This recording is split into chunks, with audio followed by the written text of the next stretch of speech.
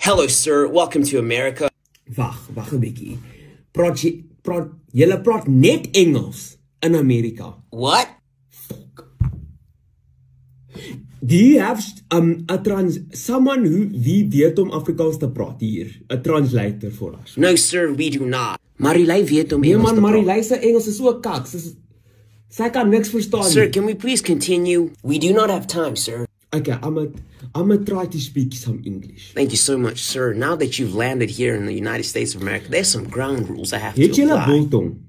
What the hell is that? Okay, I'm gonna make it very simple. Can you guys give us a piece of land? And then what we're going to do is we're going to name that land Oranje Part 2.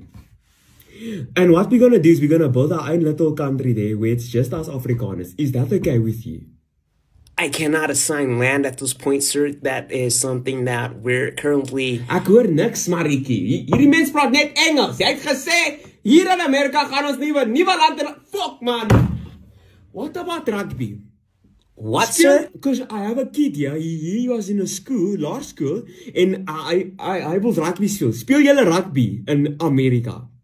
I do not understand, sir. We play football. Hulle het nie rugby nie, Marietjie.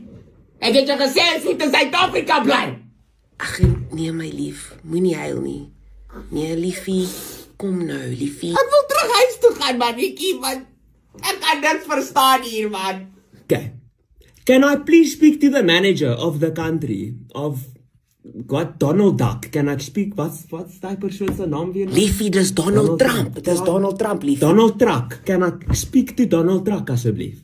Ek het 'n baie belangrike vraag vir julle. A very, very big question. Is the whites more than the blacks in the country? Yes, sir. Mooi so. Mooi so. Hou aan. Hou aan. Nee, my lief, ek kan nie sulke vrae dis die vra. waarheid, Marietjie. Want if luister hier my seun. As julle hierdie land vir die swart mense gee, dit gaan net kak wees, hoor. Dan is julle in groot moeilikheid. Liefie, hou op, man. Marietjie, dis die waarheid. Okay, dis my laaste vraag, hoor. Dis listen very closely, hoor. As my laaste Liefie, question. ek smoeg kan hom asseblief praat terwyl ek praat, man. I heard that here's the black people, I can call them kafir, and then they don't understand. Jakkie, nee. Marietjie, kan ek net 'n vraag vra asseblief, man? Jakkie, jy kan nie Ek moes jou gat in Suid-Afrika gelos het, man.